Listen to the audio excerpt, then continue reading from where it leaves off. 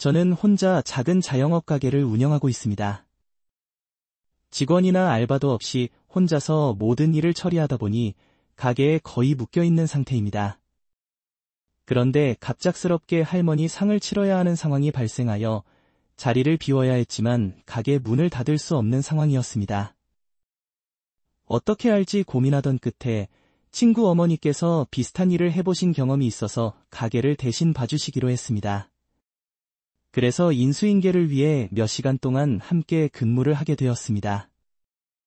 친한 친구라 페이스북이나 인스타그램에서 사진으로 몇 번 본 적이 있었지만 실제로 만나뵈니 역시 평범한 50대 중반의 아줌마라는 인상을 받았습니다. 파마머리에 체격이 있는 전형적인 아줌마 모습이었습니다. 인수인계를 하며 이런저런 이야기를 나누었는데 친구 어머니께서 대화를 좋아하시고 이전에 비슷한 일을 해보셔서 말이 잘 통했습니다.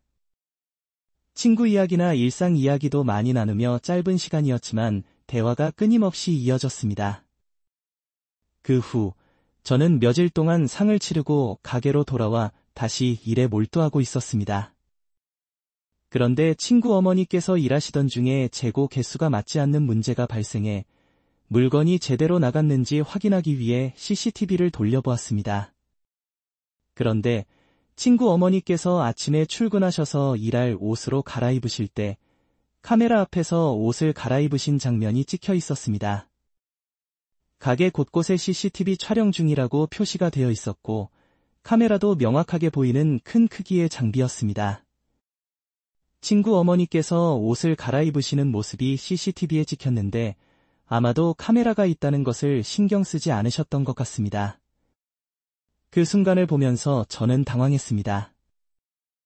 예상하지 못했던 상황에서 당혹스러움을 느꼈고 그 후로 그 장면이 머릿속에서 쉽게 떠나지 않았습니다.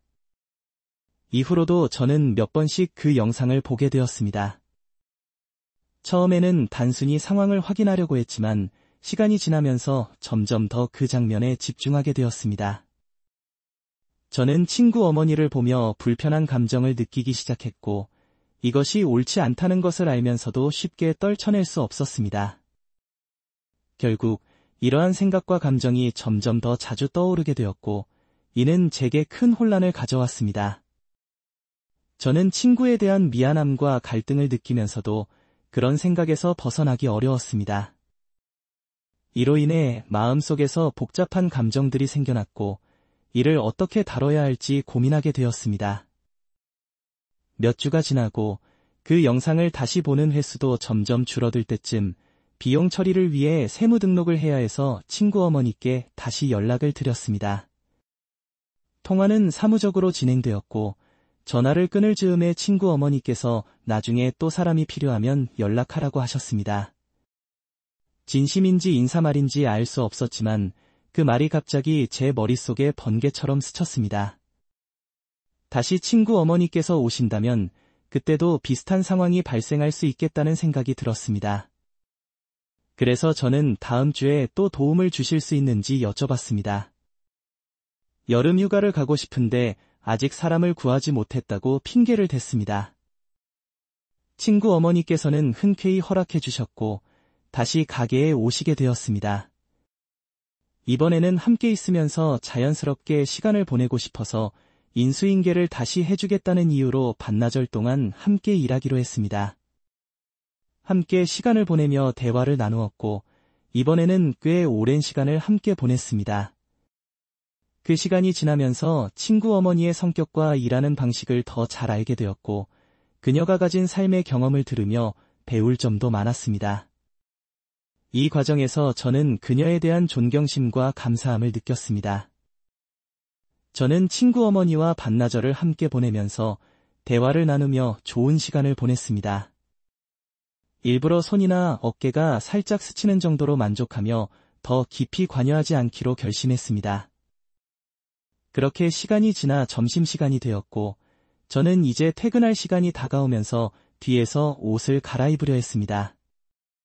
그런데 마침 친구 어머니가 무언가를 찾으러 갑자기 들어오셨습니다. 친구 어머니가 들어오시자 저는 잠시 당황했지만 별다른 반응 없이 뒤돌아 옷을 계속 입었습니다. 친구 어머니도 크게 신경 쓰지 않으시는 것 같아 자연스럽게 상황을 넘기려 했습니다. 그러던 중 친구 어머니가 지나가며 제 등을 살짝 만지셨고 우리 자기 몸 좋네라고 하셨습니다. 그 순간 저는 잠시 당황했지만 상황을 부드럽게 넘기기 위해 웃으며 감사합니다 라고 답했습니다. 이후 저는 빠르게 옷을 입고 친구 어머니께 인사한 뒤 자리를 떠났습니다. 이후에도 이 일을 크게 신경 쓰지 않기로 했습니다. 그 순간 저는 놀라서 급하게 옷을 입고 집에 가려고 했습니다. 하지만 친구 어머니는 웃으면서 내가 여자로 보이나 보네라고 농담처럼 말씀하셨습니다. 저는 민망해서 그냥 젊어서 그런 것 같아요 라고 대답하며 상황을 넘기려 했습니다. 그러나 친구 어머니는 나도 너를 친구 아들로만 보지 않고 남자로 느껴져서 설레기도 했어. 내가 나를 여자로 봐줘서 기쁘다며 웃으면서 매장 밖으로 나가셨습니다. 그 말을 듣고 저는 잠시 고민에 빠졌습니다. 여러 생각이 오갔지만 결국 저는 솔직한 마음을 전해보기로 했습니다. 사실 저도 아줌마를 여자로 느끼긴 했어요. 하지만 친구 어머니고 나이 차이도 있어서 진지하게 생각하진 않았는데 이렇게 말해주시니 어떻게 해야 할지 모르겠어요. 아줌마도 저를 남자로 생각해 주신다니? 솔직히 마음이 흔들리긴 해요 라고 말했습니다. 친구 어머니는 미소를 지으며 우리가 비밀로 하면 되는 거잖아 라며 저를 안아주셨습니다. 저는 순간 당황했지만 친구 어머니의 따뜻한 마음에 안정을 찾으며 상황을 받아들이기로 했습니다. 이후 우리는 서로에 대한 존중과 신뢰를 바탕으로 더 좋은 관계를 유지하기로 했습니다. 나는 이제 됐다고 생각하며 그 순간부터 욕망의 노예가 되었다. 친구에 대한 걱정도 사회적으로 매장될까봐 겁먹고 이런 것들도 사라지고 그냥 뜨겁게 달아오른 감정을 억누를 수 없었다. 그렇게 서로의 입술과 혀를 한참 동안 맞대고 있자 나는 솔직하게 털어놓았다.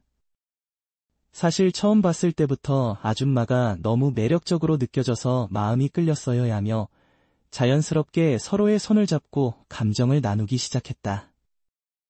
친구 엄마는 사실 나도 너를 유혹하려고 했어.